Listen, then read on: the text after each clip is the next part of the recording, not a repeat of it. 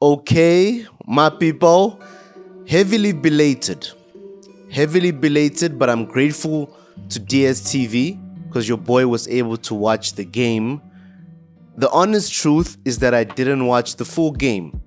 I watched about 60 minutes, and we all know it ended 2-2 at St. James's Park, or what they call Reece James's Park, because the man has scored a good number of goals in front of those fans.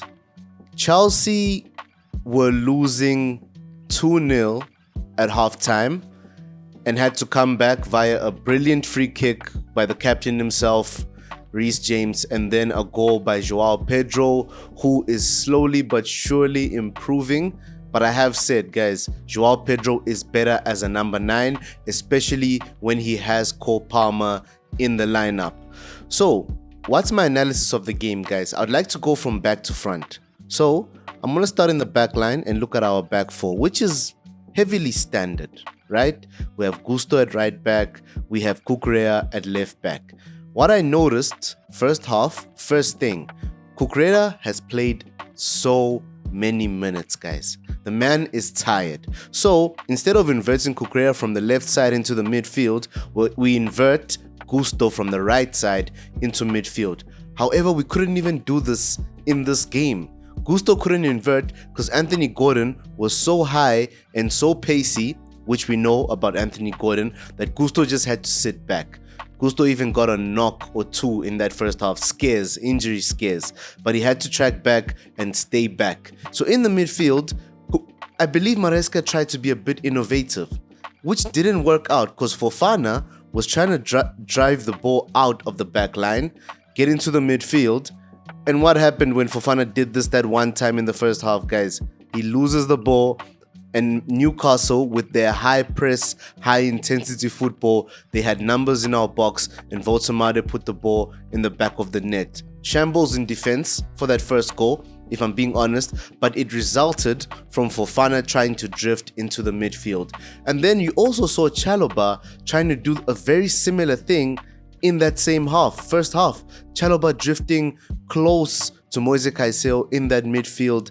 So it was definitely part of the game plan. We're not inverting fullbacks, we're inverting central defenders. That's risky football when you consider that Voltemade was pressing Sanchez so high, and Sandro Tonali, of all players, is the player behind Voltemade to press our midfield, to initiate the press in that midfield. Bruno Guimaraes, we can't understate how effective these players are in terms of reading the game.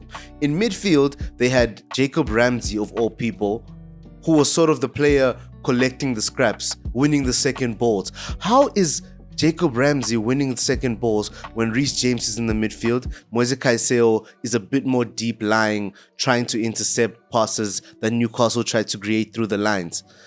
This game was puzzling, guys. As I said, I only watched 60 minutes, but that was more than enough. Another issue I had in this game, we've spoken on the back line. Let's go into the midfield. Moise Caicedo had a good game. I would say Caicedo was more than okay, but I also felt Caicedo only knows how to really be effective against a team that's high intensity if he has Enzo Fernandez alongside him. Not to discredit Reece James in any way. Reece James has shown us he's highly capable in the midfield, but I think it's against teams that don't really sit back in the right moments and move forward in the right moments. Very attacking sides such as a PSG, a Barcelona. The Reece James Caicedo partnership works, but not in games where you need control in the midfield. Cole Palmer, we could say to some extent, could have given us a bit more control. But I don't want to blame Palmer either because he's still fresh back from injury. The best of Palmer is yet to arrive. You can't look at an Everton goal and say we have our Palmer back. He needs some time. So in terms of control, who's our juggernaut? Enzo Fernandez, who was on the bench for the first time in a long time.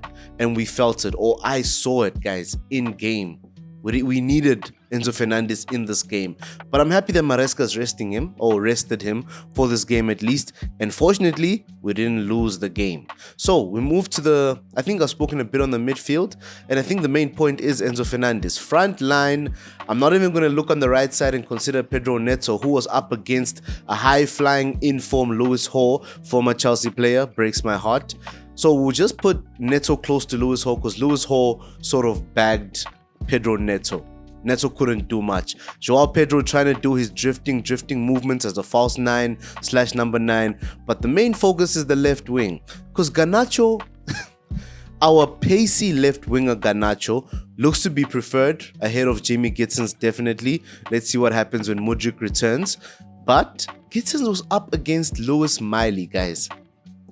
Lewis Hall on the left, Lewis Miley on the right as a right back. Lewis Miley is not a right back, guys.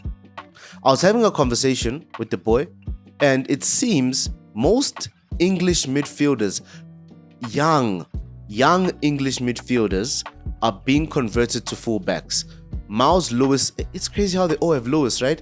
Miles Lewis Skelly shifted from a CM midfielder into a left back role. Nico O'Reilly of Man City shifted from a central attacking midfield/central midfield role into a left back. I don't know if Eddie Howe has taken notes from those realities, and he's saying Lewis Miley should try the tricks of his trade at right back. Maybe he'll invert in time as he understands this right back role more. At this time, I believe Livramento is unavailable. I didn't even check that, but that's my assumption. Hence, they played a Lewis Miley. But to go back to Garnacho, you can't burst past and strike on goal against Lewis Miley. Garnacho, bro. Garnacho, please. Garnacho, please. The missed chances that I saw from this player at Man United have carried on at Chelsea. He scored 2 goals against Cardiff, midweek at some point. That was okay. Good game from him. But these are the games where Garnacho needs to be clinical. When Cole Palmer looks for you, Garnacho, in that second half, over and over again, what are you going to do with the chance, Garnacho? At minimum, make the best decision. If you're going to shoot, let it be on target. If you're not going to shoot, cut back to the right man.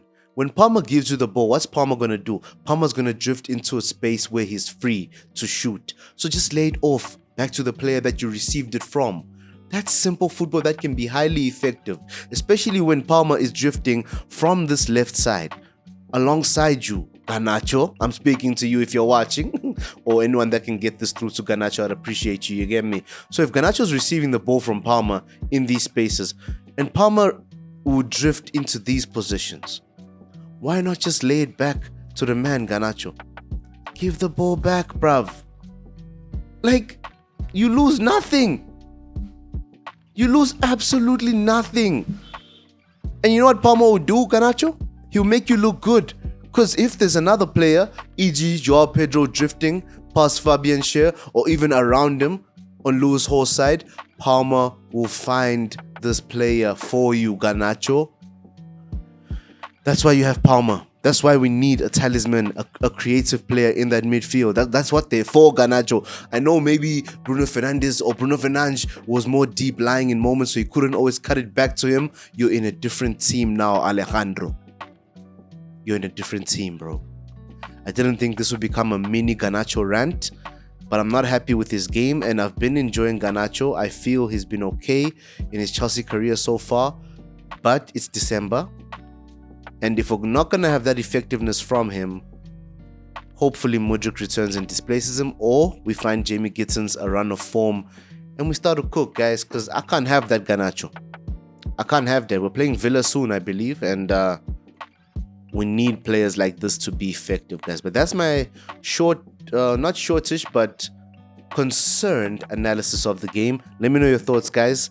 Love to hear y'all, because I didn't watch the game live, guys. As I said, I had to watch now. I was traveling while this game was happening, but I'm glad I watched this, and I'm grateful again to DSTV. You get me? Blessings, y'all.